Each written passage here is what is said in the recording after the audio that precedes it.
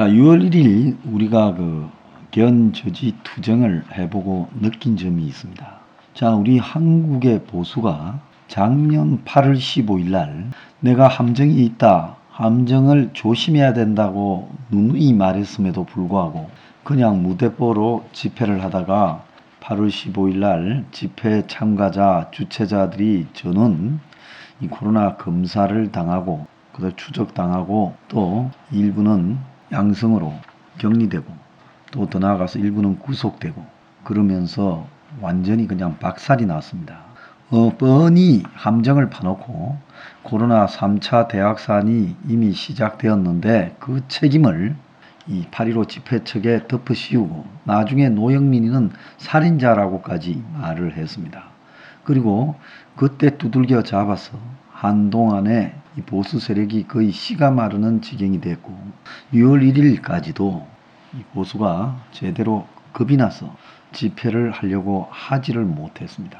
그래서 이후에 문 정권이 구속시키고 추적 조사하고 코로나로 가두고 자신들이 방역에 실패한 것을 이 광화문 이 시위 집단에게 다 덮어 세웠습니다. 8.15 때 이 코로나가 거기서 확산되었다면 그 사람들은 이미 보름 전에 감염된 것이죠. 그러지 않습니까? 그러니까 8.15 때 전파되었다면 8월 30일 날 확산돼야 되는데 이미 8월 14일, 13일부터 숫자가 확산이 되기 시작했습니다. 그러니까 확산되는 책임, 자신들의 방역 실패를 이 광화문 태극기 세력에게 떠넘기고 그들을 두들겨 잡아서 거리 시위를 못하게 할 명분을 얻고 그걸로 서울시 등을 시켜가지고 방역법을 고친 다음에 10인 이상 집회 금지를 시켰습니다. 그리고 그때 이후로 겁이 나서 집회도 제대로 못했습니다. 그러지 않습니까? 기껏해야 한 8명, 9명 모여가지고 떠드는 거죠. 오히려 잘 됐다고 생각했을지 모르죠. 집회한다고 옛날처럼 돈이 들어오는 것도 아니고 집회한다고 사람 끌어모아야 되는데 그런 것들도 부담스러운데 문가리가 9명 이하로만 집회를 하게 하니까 적당하게 힘들이지 않고 집회하고 그래서 그런 안일에 젖어왔습니다. 그래서 혁명 20일이 6월 1일 날 정면으로 문가리가 통제하고 있는 9명 이하로만 집회하는 부분을 무너뜨리기 위해 당원들을 구경꾼 행인으로 오라고 하고 그걸 깨려고 했습니다. 자, 한 5, 600의 당원, 지금 저희들 추산으로는 최대 600의 당원이 왔고 당사까지 한 300명이 다녀간 걸로 추정되고 있습니다. 이 얼마나 겁을 줬든지 사실상 당력을 동원해서 했는데도 솔직히 그것밖에 안 됐습니다. 자, 그것은 문 정권이 작년 이후에 엄청난 겁을 준데 다들 겁을 먹을 수밖에 없는 사회 분위기가 있었던 거죠. 그래서 혁명 20일은 이번에 잡혀가야 성공하는 것이다라고 생각을 하고 잡혀갈 각오로 이 방역의 허구를 깨려고 했습니다. 세계 어느 나라도 코로나를 핑계 삼아 집회 자체를 9인 이하로만 하게끔 통제한 곳은 없습니다. 그러지 않습니까? 지금 한번 찾아보세요. 이렇게 하고 있는 데가 세계에 어디에 있는지 찾아보고 뭉패거리들 대깨문들 있으면 저한테 연락을 해주세요. 자, 그것뿐만 아니라 지금 서울 시내 곳곳에 술집 골목마다 바글바글합니다. 마스크 끼지 않고 바글바글하게 앉아서 술을 먹고 있습니다. 어제도 종로 상가 익선동 뒤에 마스크 끼지 않고 앉아서 술 먹는 사진을 우리 회원 한 분이 찍어서 보냈었어요. 자, 그러면 술집이니 노래방이니 연장한다. 좋습니다. 내가 그걸 반대하는 거 아니에요. 그렇다면 그런 것들은 인간의 절길 권리고 그것보다 더 우선인 기본권에 속하는 영역이 집회와 표현 자유입니다. 그러면 이런 부분에 대한 탄압이 이건 시정이 되어야 최우선으로 시정이 되어야 그 다음에 이제 식당을 풀어주고 그리고 노래방도 풀어주고 PC방도 풀어주고 룸살롱도 풀어주는 거라고 봅니다. 기본권이 우선 아닙니까?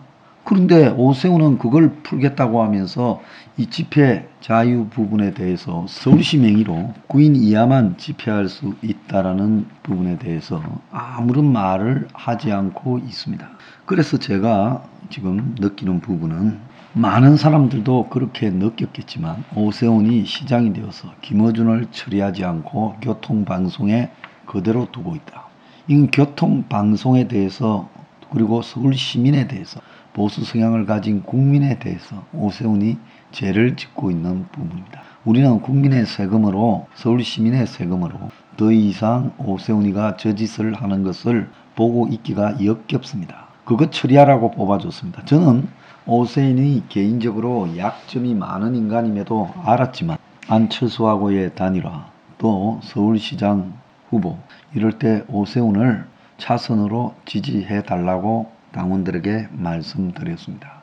자, 이제 제가 분명히 이야기를 합니다. 일주일 안에 오세훈이 9인 이하만 집회를 할 수 있는 10인 이상 집회를 금지시키는 부분, 이것은 지난 11월 14일 작년 서울시의 행정고시로 서울 시내의 경찰이 9명까지만 집회 신고를 할 수 있다고 하고 있는 겁니다.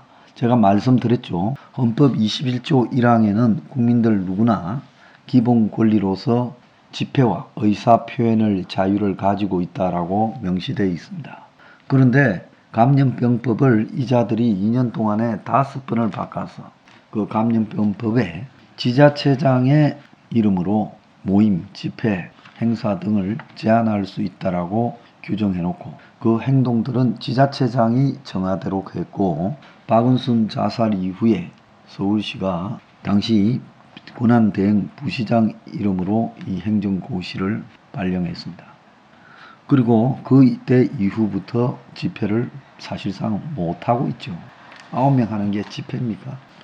이런 부분을 오세훈이 서울시장 당선이 됐다면 가장 우선적으로 집회는 기본적인 인간의 자유의 영역에 속한다. 박원순의 영향을 받는 민주당 서울시에서 이걸 했다면 전 세계 기준으로 보나 백화점이니 몰이니 술집이니 식당이니 유흥업소니 이런 데 비추어서 9인 이하만 집회를 할 수 있게 한 것을 정상적으로 집회를 할 수 있도록 원상 복귀시켜야 된다. 이것은 인간의 자유권을 존중하는 이 자유민주주의를 이렇게 받드는 보수 서울시장으로서는 당연히 해야 될 첫 번째 과제라고 저는 생각합니다.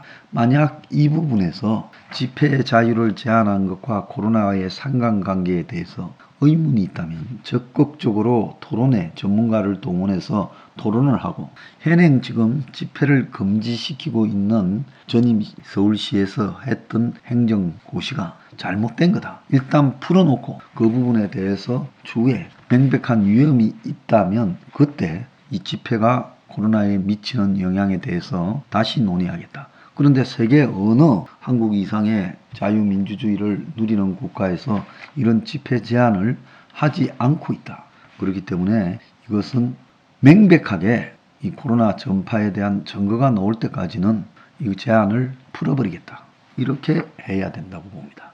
근데 그렇게 하지 않고 이런 국민의 기본권을 제한하는 것을 말 한마디 하지 않고 시침이 되면서 문의 지침을 따르고 있는 것은 오세훈이 서울시장에 당선되었지만 선거 과정에서 제기되었던 많은 의혹들의 약점이 잡혀있고, 그래서 오세훈이 제대로 지금 이 부분과 관련해서 움직일 수 없는 상황에 빠져 있다고 봅니다. 어제 경찰이 내곡동 오세훈 처가 땅 경작인을 참고인으로 조사를 했습니다. 이 경작인은 오세훈이 내곡동 땅 관련해서 측량을 하러 온 현장을 목격했다고 좌파단체들과 같이 지금 주장을 했던 인물이고, 오세훈이 이 내곡동 땅 경작인들을 불법 경작인 거짓말쟁이로 음해했다며 명예훼손으로 처벌을 원한다는 의사를 밝히고 2005년 땅 측량 당시 오 시장을 목격한 내용을 경찰에 구체적으로 진술을 했다고 합니다. 또 이 정권의 앞잡이 단체들인 민생경제연구소, 안진거리 같은 이런 족보들이 있죠. 이런 자들이 오세훈을 고발했어요. 그래서 오세훈이 내곡동 땅 거구 성향 집회 참여, 파이시티 비리 관련 거짓말, 내곡동 목격자 관련 보도 매체에 대한 무고, 내곡동 인근 생태탕집 개인정보 무단 유출 등을 언급하며 오세훈 시장 후보 캠프 관계자 처벌을 요구했어요. 그래서 안진거리가 2차례 가서 고발인 조사를 했다고 합니다. 자, 그래서 이런 식으로 오세훈이 집요하게 좌파 단체들한테 지금 고발당하고 이러면서 오세훈이 지금 이 정권의 눈치를 보고 그래서 맞서야 될 광화문 광장, 박원순이 저지른 7천억 7백억에 이르는 돈 퍼주기, 또 박원순 인맥이 서울 시내 곳곳에 산재해 있는 것, 김어준에 관한 문제, 그리고 집회 금지 제한에 관한 문제를 풀지 않고 있다는 겁니다. 저런 식으로 오세훈이 10번, 20번 시장을 한들 무슨 의미가 있겠습니까? 우리는 오세훈을 일주일의 시한을 주고 이 행정고시를 통해 10인 이상 집회 금지를 풀지 않으면 오세훈을 직무유기로 고발하겠습니다. 다른 나라와의 형평성, 국내에 있어서의 다른 백화점이니 유흥업소니 식당 등과의 형평성으로 봤을 때 5개에서 10인 이상 집회 금지를 서울시가 유지하는 것은 전혀 타당성이 없고 이것은 국민의 기본권을 침해하고자 하는 의도에서 대선을 앞두고 또 개헌 시도 등을 앞두고 이것을 막기 위해서 그리로 나와서 문 정권의 부패를 고발하고 싸우려고 하는 국민을 탄압하기 위해서 만드는 기본권 침해 지금 행정고시라는 겁니다. 헌법에 명시된 사항을 서울시장이 행정고시로 집회를 금지시키는 것은 명백한 직무유기다. 그래서 우리는 일주일 뒤에 오세훈을 고발하겠습니다. 오세훈이 행명 20일에 의해 고발되어야 그때야말로 정신을 차릴 것인가. 그래서 행명 20일 지도부는 며칠 뒤에 서울시청 앞에서 지도부 기자회견을 갖고 오세훈의 이 문제에 대해 정면으로 문제 제기를 하겠다고 분명히 밝힙니다. 오늘 아침에 보면 우리 6월 1일 날 집회하기 전에 5월 31일 날 국민혁명당을 창당한다고 밝힌 이 정광훈 목사 일동이 6월 5일 날 토요일 날 을지로 입구역에서 개헌 결사 저지 헌법 수호 기자회견을 한다고 밝혔습니다. 자, 그래서 우리는 이 개헌 반대 전선에 동참해 주는 부분에 대해서 환영을 합니다. 지금 10인 이상 집회 금지를 허물려고 하는 시도가 맞다면 이 또한 환영을 합니다. 모두가 이 부분을 이제는 무산시키는 그런 노력들을 해야 된다고 봅니다. 행명 20일 지도부가 잡혀갈 걸 각오하고 일단 이 부당한 집회 금지 조처에 대해서 분명하게 투쟁했습니다. 앞으로 개헌 반대와 더 나아가서 집회 금지에 대한 투쟁에 모두가 한몸이 되어 나서 투쟁해야 된다. 그렇게 생각합니다.